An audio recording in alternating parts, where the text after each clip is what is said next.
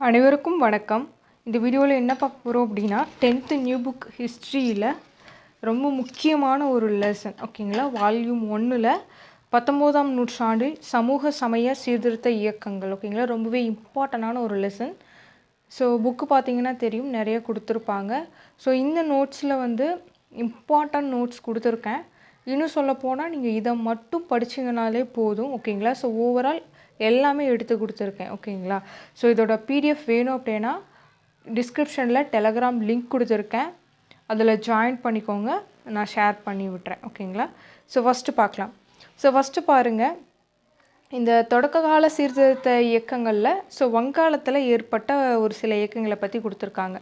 So அதில் ரொம்ப முக்கியமான ஒரு இயக்கம் ஓகேங்களா, ரொம்ப முக்கியமான ஒரு இயக்கம் பார்த்தோம் அப்படின்னா பிரம்ம சமாஜம். ஸோ இதை வந்து ஸ்டார்ட் பண்ணவர் வந்து ராஜா ராம்மோகன் ராய். ஸோ இவருடைய காலம் பார்த்துக்கோங்க, 1772 1833 வரையிலும் ஓகேங்களா. ஸோ இதெல்லாம் இந்த கொஸ்டின்ஸ்லாம் பார்த்தீங்க அப்படின்னா ரிப்பீட்டட் கொஸ்டின்ஸ் ஓகேங்களா, ரொம்ப இம்பார்ட்டண்டான ஒரு விஷயமும் கூட ஓகேவா. ஸோ இவர் பார்த்தீங்க அப்படின்னா சதி அப்படிங்கிற அந்த உடன்கட்டை ஏறும் பழக்கத்தை ஒழிக்கணும்னு நினைக்கிறாரு. ஸோ வில்லியம் பெட்டிங் பிரபு அவர்களுடைய உதவியுடன் 1829 சதி அப்படிங்கிற அந்த உடன்கட்டை ஏறும் பழக்கத்துக்கான ஒழிப்பு சட்டம் வந்து இயற்றப்படுது ஓகேங்களா. ஸோ இது வந்து பார்த்திங்க அப்படின்னா அவருடைய கூட பிறந்த சகோதரர் இறந்து போயிடுவார். ஸோ அவங்களுடைய மனைவி பார்த்திங்க அப்படின்னா வந்து உடன்கட்டை ஏறுவாங்க கல்கத்தாவுக்கு பக்கத்தில். ஸோ அதை பார்த்ததுலேருந்து அவருக்கு வந்து இந்த ஒரு பழக்கத்தை ஒழிக்கணும் அப்படிங்கிற ஒரு விஷயத்தில் ரொம்பவே மும்மரமாக ஈடுபடுவதாக சொல்லுவாங்க.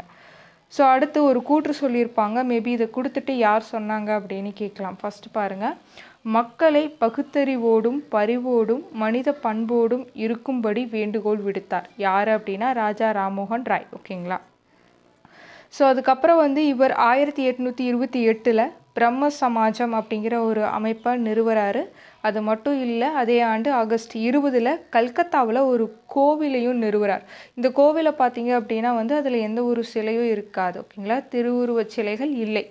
கடவுள் உருவமற்றவர், உருவ வழிபாடை இவர் ஆதரிக்கலை ஓகேங்களா. உருவம் இல்லாமல் அனைவரும் வந்து வழிபடலாம் ஓகேங்களா, அந்த மாதிரி ஒரு கோவிலை அமைச்சிருப்பார்.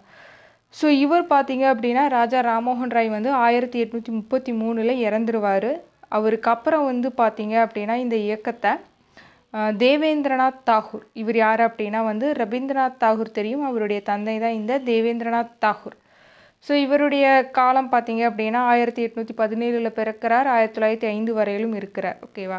இவர் வந்து நம்பிக்கை பற்றிய 4 கொள்கைகளை பற்றி கூறுவார் ஓகேவா.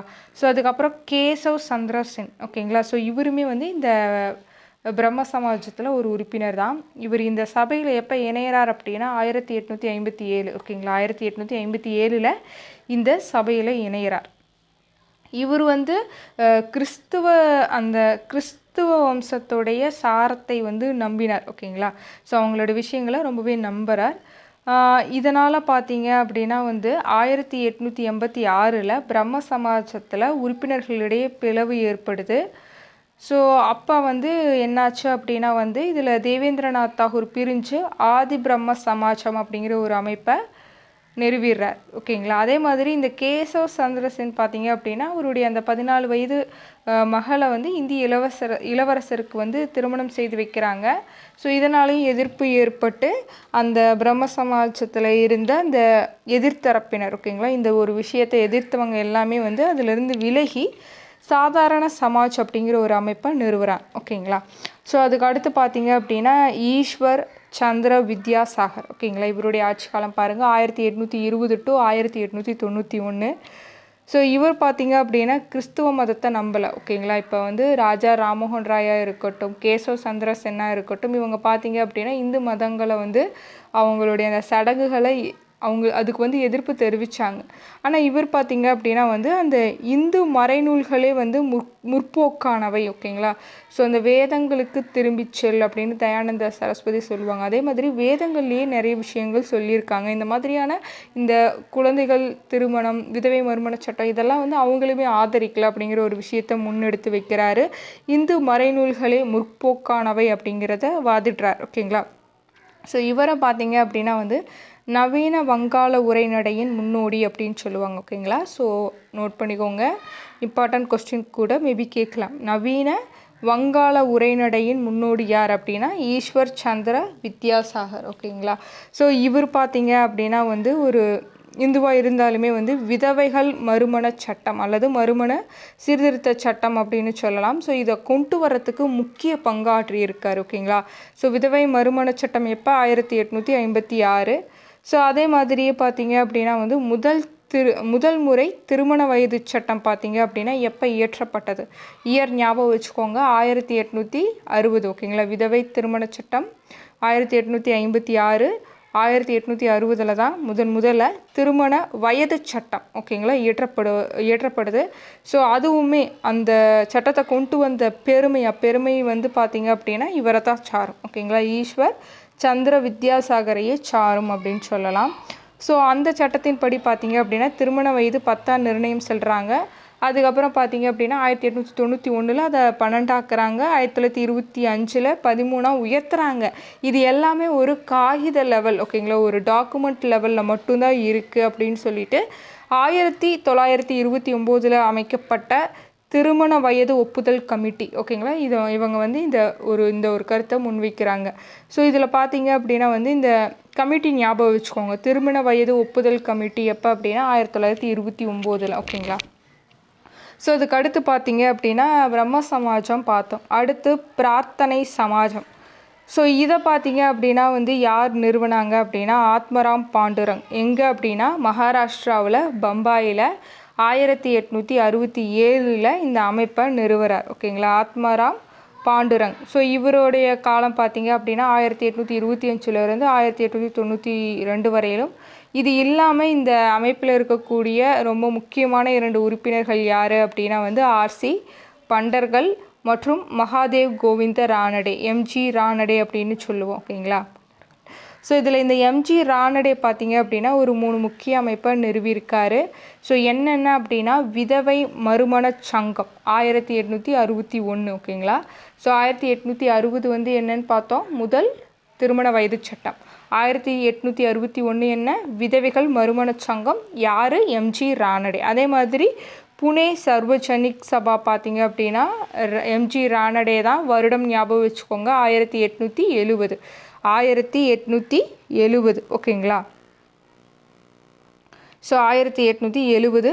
அதே மாதிரியே தக்கான கல்விக் கழகம். ஓகேங்களா? தக்கான கல்விக் கழகம் இதுவுமே வந்து எம்ஜி ரானடே அவர்களால் நிறுவிய ஒரு அமைப்பு தான். 1884. வருடம் ஞாபகம் வச்சுக்கோங்க. ஸோ அதே மாதிரி குலாம்கிரி அப்படிங்கிற ஒரு நூல் பார்த்தீங்க அப்படின்னா ஜோதிபா பூலே அப்படிங்கிறவரால் எழுதப்பட்டது. ஸோ இவர் பார்த்தீங்க அப்படின்னா அந்த நூலில் அந்த சாதிய ஏற்றத்தாழ்வுகளை ரொம்பவே வந்து முக்கியமாக கண்டனம் செஞ்சுருப்பார். இது அடிமைத்தனம் அப்படின்னு சொல்லுவாங்க இந்த நூல் பெயரை. ஓகேங்களா? ஸோ அதுக்கப்புறம் வந்து இந்து புத்தெழுச்சி இயக்கம். ஸோ அதில் ஃபஸ்ட்டு நம்ம பார்க்க போகிறது வந்து ஆரிய சமாஜம்.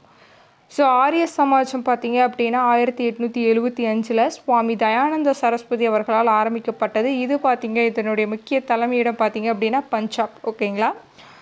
இதுவும் ஞாபகம் வச்சுக்கோங்க.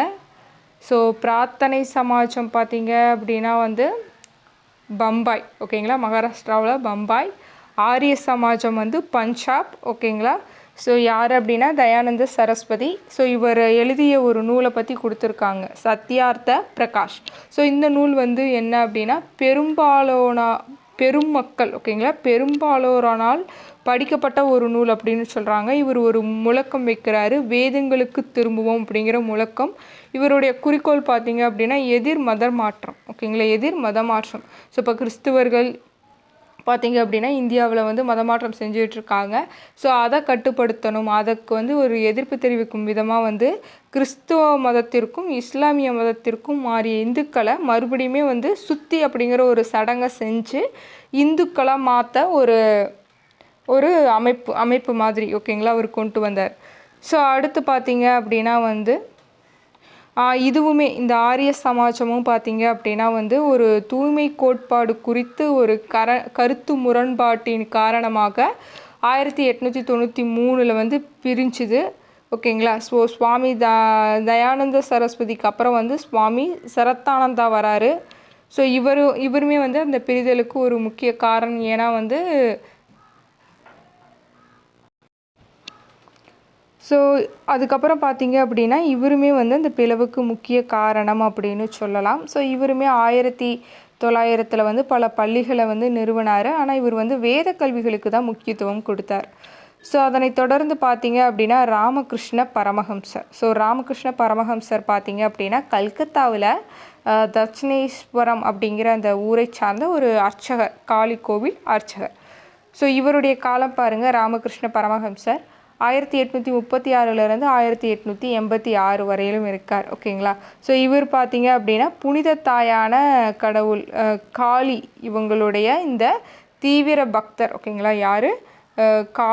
காளியுடைய தீவிர பக்தர் தான் இந்த ராமகிருஷ்ண பரமஹம்சர். இவர் வந்து அந்த காளி தெய்வத்துடைய முக்கிய பக்தர். அந்த காளி கடவுளுடைய திருவிளையாடல்கள் வந்து முடிவற்றது அப்படின்னு சொல்கிறாங்க. ஸோ அதே மாதிரி இவங்க சொல்கிற கூற்ற பாருங்க, ஜீவன் என்பதே சிவன் எனவும் அவர் கூறினார். ஓகேங்களா. அதாவது இந்த உலகத்தில் வாழக்கூடிய அனைத்து உயிர்களுமே இறைவனே அப்படின்னு சொல்கிறாங்க. ஜீவன் அப்படின்னா சிவன் அப்படின்னு ராமகிருஷ்ண பரமஹம்சர் சொல்கிறாரு. ஸோ அதே மாதிரியே வந்து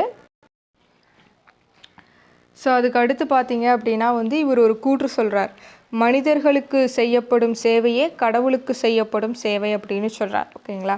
ஸோ அவர் பார்த்தீங்க அப்படின்னா வந்து ராமகிருஷ்ண பரமஹம்சர் வந்து 1886 இறந்து போயிடுவார்.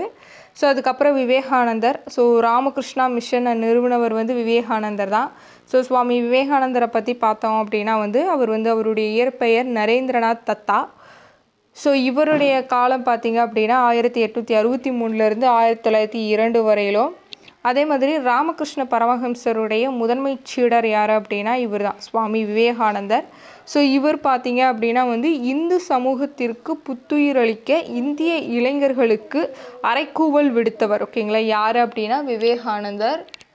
ஸோ அதுக்கப்புறம் வந்து 1893 சிக்காகோவில் வந்து உலக சமய மாநாடு நடைபெறும். ஸோ அதில் இவர் வந்து சகோதர சகோதரிகளே அப்படின்னு சொற்பொழிவு ஆற்றுவார். ஸோ அதனால் வந்து ரொம்பவே புகழ் பெறுவார் அப்படின்னு சொல்லுவாங்க. ஓகேங்களா. ஸோ அதை தவிர்த்து மற்ற இம்பார்ட்டன்ட் பாயிண்ட்ஸ் கிடையாது. ஸோ அதுக்கு அடுத்து பிரம்மஞான இயக்கம். ஸோ இது பார்த்திங்க அப்படின்னா அமெரிக்காவில் 1875 மேடம் ஹச்பி பிளாவட்ஸ்கி மற்றும் கர்னல் ஹச்எஸ் ஆல்காட் அவர்களால் வந்து நிறுவப்பட்ட ஒரு அமைப்பு. இந்த அமைப்பு சென்னையை பொறுத்த வரையிலும் வந்து 1886 ஓகேங்களா 1886 சென்னை அடையாருக்கு மாற்றம் செய்கிறாங்க.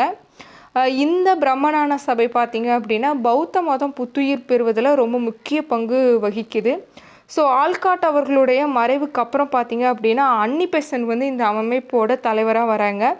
ஸோ இவங்க வந்து அயர்லாந்துக்கு எப்படி வந்து தன்னாட்சி வழங்கணுங்களோ அதே மாதிரி இந்தியாவுக்கும் தன்னாட்சி வழங்கணும் அப்படின்னு சொல்லிட்டு தன்னாட்சி இயக்க சங்கத்தை ஆரம்பிக்கிறதுல முக்கிய பங்கு வகிக்கிறாங்க.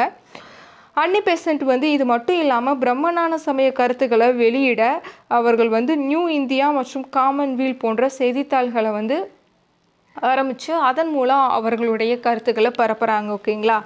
ஸோ அடுத்து ஜாதி எதிர்ப்பு இயக்கங்கள். ஓகேங்களா. ஜாதி எதிர்ப்பு இயக்கங்கள். ஸோ இதில் முக்கியமானவர் பார்த்தோம் அப்படின்னா வந்து ஜோதிபா பூலே. ஓகேங்களா. ஸோ இவர் வந்து மகாராஷ்டிராவில் 1827 பிறக்கிறார். இன்னும் சொல்லப்போனால் பிராமண எதிர்ப்பு இயக்கத்தின் தொடக்க கால தலைவர் இவர் தான் அப்படின்னு சொல்லிட்டு சொல்லலாம். ஸோ அதுக்கப்புறம் வந்து 1852 எந்த வருடம் நோட் பண்ணிக்கோங்க, 1852 ஒடுக்கப்பட்டவங்களுக்கு அப்படின்னே வந்து முதல் பள்ளியை எங்கே திறக்கிறார் அப்படின்னா பூனாவில் திறக்கிறார். ஓகேங்களா. புனேவில் திறக்கிறார். ஸோ அதே மாதிரி சத்யசோதக் சமாஜ் அப்படிங்கிற ஒரு அமைப்பை நிறுவுறார், அதாவது உண்மையை நாடுவோர் சங்கம். ஓகேங்களா. ஸோ இவங்களுடைய மனைவி தான் சாவித்ரிபாய். ஸோ இவரும் வந்து சேர்ந்து ஒடுக்கப்பட்ட மக்களுக்காக வந்து நிறைய விஷயங்களை பண்ணுறாங்க. ஸோ அதில் பார்த்தீங்க அப்படின்னா வந்து பெற்றோர் இல்லாத குழந்தைகளுக்குன்னு விடுதியையும் விதவைகளுக்கான காப்பகங்களையுமே வந்து உருவாக்குறார் ஜோதிபா பூலே. ஸோ அதே மாதிரி அவர் எழுதிய நூல் அடிமைத்தனம் அப்படின்னு சொல்லக்கூடிய குலாம்கிரி. ஓகேங்களா. ஸோ இதெல்லாம் இவங்களுடைய இம்பார்ட்டன்ட் பாயிண்ட்ஸ். ஸோ அடுத்து வந்து நாராயணகுரு. ஸோ இவர் பார்த்திங்க அப்படின்னா கேரளா. இவருடைய பிறப்பு 1854. ஸோ இவர் பார்த்திங்க அப்படின்னா தர்ம பரிபாலன யோகம் அப்படிங்கிற ஒரு அமைப்பை நிறுவுறார். அதே மாதிரியே பார்த்தீங்க அப்படின்னா அருவிபுரம் அப்படிங்கிற ஊரில் ஒரு கோவிலை கட்டி அதை அனைத்து பிரிவினருக்கும் வந்து அர்ப்பணிக்கிறார். ஸோ இது மட்டும் இல்லாமல் இந்த இயக்கத்துடைய முக்கியமானவர்கள் யார் பார்த்தோம் அப்படின்னா குமாரன் ஆசான், டாக்டர் பால்பு. ஸோ இவங்க 2 பேரும் வந்து இந்த தர்ம பரிபாலன யோகம், ஓகேங்களா, தர்ம பரிபாலன யோகம் அப்படிங்கிற அமைப்போட முக்கியமான நபர்கள், ஓகேங்களா. ஸோ நாராயணகுருக்கு அடுத்து இந்த அமைப்பை முன்னெடுத்து சென்றவர்கள், ஓகேங்களா. அடுத்து ஐயன் காளி. ஸோ ஐயன் காளி பொறுத்தவரையிலும் இவர் வந்து திருவனந்தபுரத்தில் உள்ள வெங்கனூரில் வந்து பிறக்கிறார்.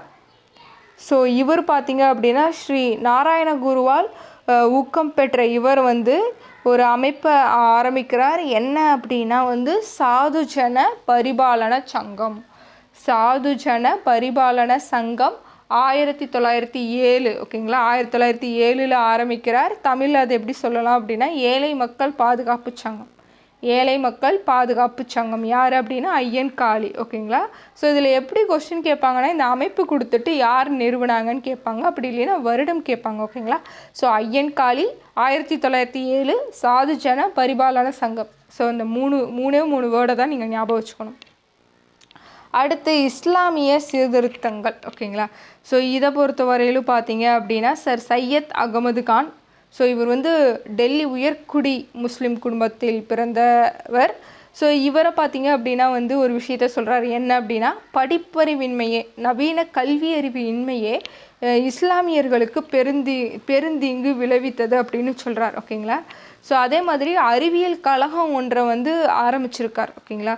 அறிவியல் கழகம் ஒன்றை நிறுவி குறிப்பாக அறிவியல் நூல்களை வந்து உருது மொழியில் மொழியாக்கம் செய்கிறார்.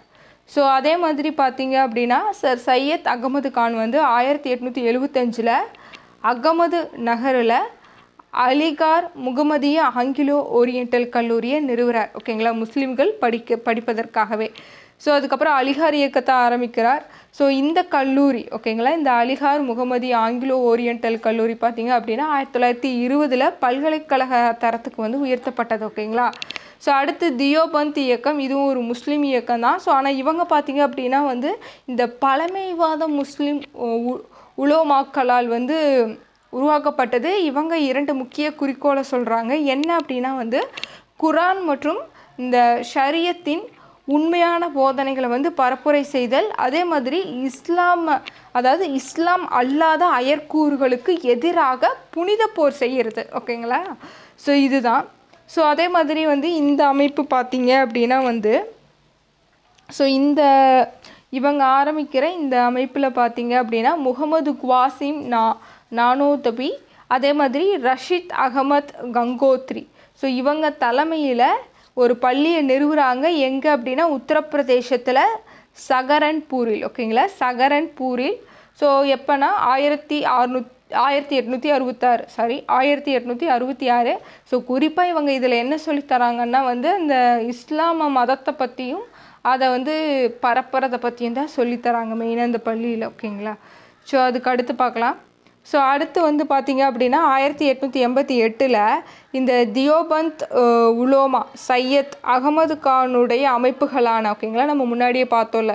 ஸோ அலிகார் இயக்கம், இந்த அலிகார் முகமதிய ஓரியண்டல் கல்லூரியை ஆரம்பித்த சையத் அகமது கான் அவருடைய அமைப்பான தி யுனைடெட் பேட்ரியாட்டிக் அசோசியேஷன் மற்றும் Mohammedan Anglo oriental association. So இதுக்கு எதிராக இந்த தியோபந்த் உலோமாக்கள் வந்து ஒரு சமய ஆணை வந்து பிறப்பிக்கிறாங்க.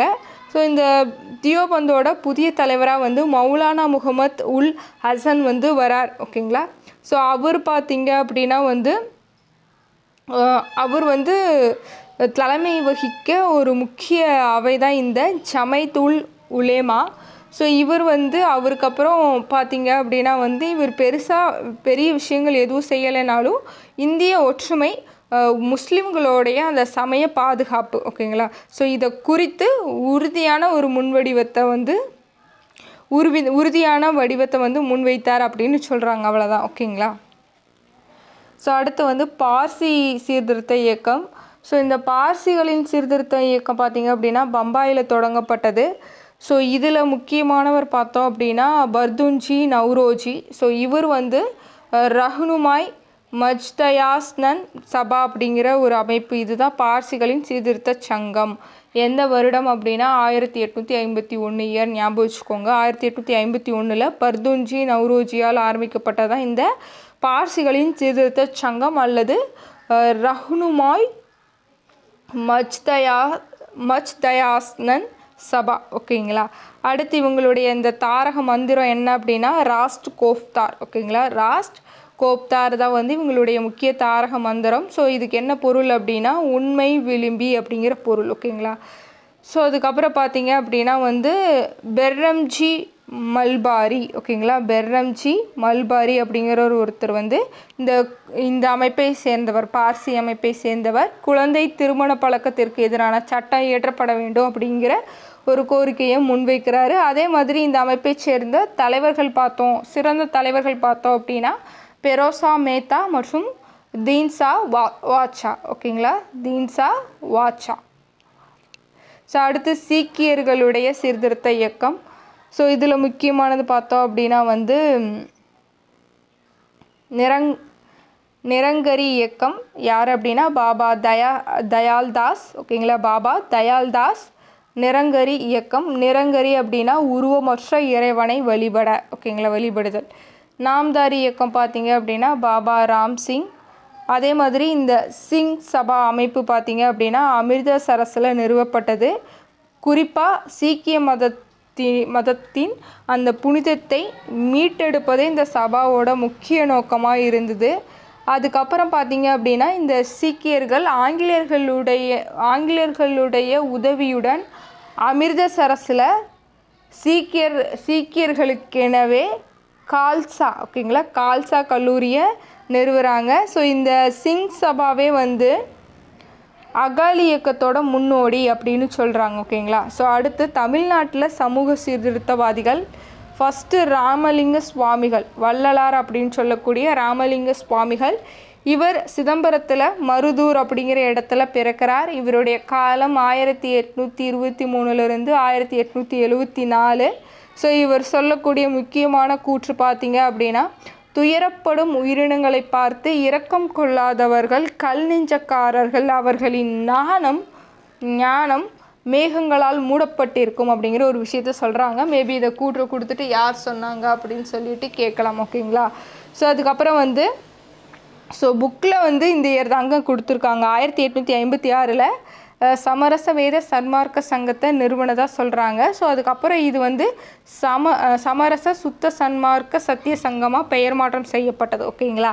ஸோ இது தமிழ் புக்லாம் பார்த்தீங்க அப்படின்னா இந்த வருடம் 1865 கொடுத்துருப்பாங்க. ஓகேங்களா. அதே மாதிரி மக்களுடைய அந்த பசித்துயரை போக்க சத்திய தர்மசாலையை வடலூரில் 1867 நிறுவியிருப்பாங்க. ஸோ இதில் பார்த்தீங்க அப்படின்னா சத்திய ஞான சபை 1872 இது புக்கில் கொடுக்கல. ஸோ இந்த இடத்துல நம்ம வள்ளலாரை பற்றி பார்க்கும்போது இதெல்லாம் ஞாபகம் வரும். ஓகேங்களா. சத்திய ஞான சபை 1872. அடுத்து வைகுண்ட சுவாமிகள். ஸோ இவருடைய காலம் பார்த்தீங்க அப்படின்னா 1809. ஓகேங்களா. 1809 51 வரையிலும் 1851 வரையிலும். இவர் வந்து கன்னியாகுமரியில் சாமித்தோப்பு அப்படின்னு முன்னாடி அழைச்சிட்டு இருந்த இப்போ சாஸ்தா கோவில் விலை அப்படிங்கிற ஒரு கிராமத்தில் பிறக்கிறார். இவருடைய இயற்பெயர் முடிசூடும் பெருமாள். ஸோ இது வந்து பெரும் சர்ச்சையை ஏற்படுத்தினால வந்து அவர்களுடைய பெற்றோர் அவருக்கு முத்துக்குட்டி அப்படின்னு பெயரை மாற்றம் செஞ்சிடறாங்க. ஸோ இவர் பார்த்தீங்க அப்படின்னா ஒரு விஷயத்த சொல்கிறாரு. என்ன அப்படின்னா வந்து ஆங்கிலேய ஆட்சியும் திருவிதாங்கூர் ஆட்சியையும் வந்து அவர் என்ன சொல்கிறாரு அப்படின்னா வெள்ளை பிசாசுகளின் ஆட்சி என்றும் கருப்பு பிசாசுகளின் ஆட்சி என்றும் விமர்சிக்கிறார். யார்? வைகுண்ட சுவாமிகள். ஆப்ஷனில் எப்படி வேணாலும் மாற்றி கொடுக்கலாம். முடிசூடு பெருமாள்னு கொடுக்கலாம், முத்துக்குட்டின்னு கொடுக்கலாம். ஓகேங்களா. ஸோ அதனால் ஞாபகம் வச்சுக்கோங்க. படித்த மாதிரி தான் இருக்கும், ஆனால் மறந்துடும். ஸோ அதனால் கேர்ஃபுல்லாக படிங்க. படிக்கும்போது ரொம்ப தெளிவாக படிங்க. அடுத்து வந்து திருச்செந்தூர் கோவிலுக்கு சென்றிருந்த அவர் வந்து ஒரு தெய்வீக அனுபவம் ஒன்றை பெற்றிருந்தார். ஓகேங்களா. எப்படி வேணாலும் கேட்கலாம். திருச்செந்தூர் சென்று தெய்வீக அனுபவத்தை பெற்றவர் கீழ்கண்டவற்றில் யார் அப்படின்னு சொல்லிட்டு யாரை வேணாலும் கொடுக்கலாம். ஓகேங்களா. இது வந்து ஜஸ்ட் ஒரு பாயிண்ட் மாதிரி படிச்சுட்டு போவோம், ஆனால் இதுதான் கொஸ்டினாகவே இருக்கும் மேபி. ஓகேங்களா. ஸோ அதனால் கிளியராக படிக்கிறது ரொம்ப முக்கியம். ஸோ அடுத்து பார்த்தீங்க அப்படின்னா அதே மாதிரி 1833 சாமித்தோப்பில் தனது தியானத்தை வந்து துவங்கினார். சமத்துவ சமாஜம் அப்படிங்கிற ஒரு அமைப்பை நிறுவனார். யார்? வைகுண்ட சுவாமிகள். ஸோ இவர் அதுக்கடுத்து பார்த்தீங்க அப்படின்னா அனைத்து ஜாதி மக்களும் சேர்ந்து உண்ணும் சமபந்தி அப்படிங்கிற ஒரு விருந்தை அறிமுகப்படுத்தியிருக்காரு. இவரை பின்பற்றியவர்கள் பார்த்தீங்க அப்படின்னா அவர் ஐயா அப்படின்னு சொல்லுவாங்க. ஓகேங்களா, அதாவது ஐயா அப்படின்னா தந்தை. ஓகேவா, இந்த சமய வழிபாட்டு முறை, அவருடைய சமய வழிபாட்டு முறைகளை வந்து ஐயாவளி அப்படின்னு சொல்கிறாங்க. அதே மாதிரி அவருடைய அந்த கருத்துக்களை ஒரு நூலாக திரட்டி அதை அகில திரட்டு அப்படின்னு சொல்கிறாங்க, பெயர் வச்சுருக்காங்க. ஓகேங்களா, ஸோ அடுத்து நம்ம பார்க்கக்கூடிய முக்கியமான நபர்களுள் ஒருவர் அயோத்திதாசர் பண்டிதர். அயோத்திதாசர் இவருடைய காலம் பார்த்தீங்க அப்படின்னா 1845 டு 1914 சென்னையில் பிறக்கிறார். ஸோ இவர் பார்த்தீங்க அப்படின்னா தமிழ், ஆங்கிலம், சமஸ்கிருதம், பாலி மொழிகளில் ரொம்பவே வந்து புலமை பெற்றவர். அதே மாதிரி அத்வைதானந்தா சபா அப்படிங்கிற ஒரு அமைப்பை நிறுவறார். யார், என்ன அமைப்பு? அத்வைதானந்தா. யார் அப்படின்னா அயோத்திதாச பண்டிதர். ஸோ இது இல்லாமல் 1882 திராவிடர் கழகம் அப்படிங்கிற அமைப்பை அயோத்திதாசரும் அவரோட ஜான் திரவியம் அப்படிங்கிறவரும் சேர்ந்து உருவாக்குறாங்க. 1885 திராவிட பாண்டியன் அப்படிங்கிற இதெல்லாம் ஸ்டார்ட் பண்ணுறாரு. அதே மாதிரி 1891 திராவிட மகாஜன சபை அப்படிங்கிற ஒரு அமைப்பை நிறுவறாரு. இதனுடைய முதல் மாநாட்டை நீலகிரியில் நடத்துகிறார். ஓகேங்களா, ஸோ 1907 ஒரு பைசா தமிழன் அப்படிங்கிற பெயரில் ஒரு வாராந்திர பத்திரிகையை வெளியிடுறாரு. ஸோ இந்த பத்திரிக்கை பார்த்தீங்க அப்படின்னா அவர் சாகும் வரை, ஓகேங்களா, 1914 வரையிலுமே வந்து அதில் தொடர்ந்து அதை வெளியிடுறார். ஓகேங்களா, ஸோ இவர் பார்த்தீங்க, அயோத்திதாசர் பார்த்தீங்க அப்படின்னா வந்து யாருடைய தாக்கத்தின் பேரில் பௌத்தத்தை தழுவினார் அப்படின்னு கூட கேட்கலாம். ஓகேங்களா, இவர் வந்து கர்னல் H.S. ஆல்காட் அவர் ஏற்படுத்திய தாக்கத்தின் விளைவாக 1898 எங்கே போகிறாருன்னு கூட கேட்கலாம். இலங்கை போகிறாரு. அங்கே சென்ற அவர் வந்து பௌத்தத்தை தழுவினார். ஓகேங்களா, 1898 ஞாபகம் வச்சுக்கோங்க. ஸோ அவர் 1898 இலங்கை போய் பௌத்தத்தை வந்து தழுவுறார். அதே ஆண்டு பார்த்தீங்க அப்படின்னா 1898 சாக்கிய பௌத்த சங்கம் அப்படிங்கிற ஒரு அமைப்பை சென்னையில் நிறுவுறார். யார்? அயோத்திதாச பண்டிதர். ஓகேங்களா, ஸோ அதுக்கப்புறம் வந்து இந்த பிராமணியத்தால் ஒடுக்கப்பட்டவர்களே உண்மையான பௌத்தர்கள் அப்படிங்கிற ஒரு கூற்றை சொல்கிறார். மேபி கொடுத்துட்டு கேட்கலாம். ஓகேங்களா, பிராமணியத்தால் ஒடுக்கப்பட்டவர்களே உண்மையான பௌத்தர்கள் அப்படின்னு சொன்னவர் யார் அப்படின்னு சொல்லிட்டு மேபி கேட்கலாம். ஓகேங்களா, ஸோ அதனால தான் அந்த சென்டென்ஸையும் நான் இதில் கொடுத்துருக்கேன். ஓகேவா, ஸோ இதோட இந்த வீடியோ கம்ப்ளீட் ஆகுது. ஸோ என்னை பொறுத்தவரையிலும் இதில் ஒரு அரை மணி நேரம் அவ்வளோதான். ஓகேங்களா, ஸோ நீங்கள் வந்து இந்த புக்கை வேணால் எடுத்து வச்சு ரீட் பண்ணுங்கள். எப்படியும் வந்து ஒரு 2 மணி நேரம் இல்லாமல் உங்களால் ரீட் பண்ணி கான்செப்டை புரிஞ்சுக்கிறது கொஞ்சம் சிரமம். ஸோ இந்த வீடியோவில் ஓவரால் அரை மணி நேரத்தில் நம்ம அந்த லெசனை கம்ப்ளீட் பண்ணிட்டோம். ஓகேங்களா, ஸோ கண்டிப்பாக இந்த வீடியோ உங்களுக்கு யூஸ்ஃபுல்லாக இருந்திருக்கும். நன்றி, வணக்கம். ஸோ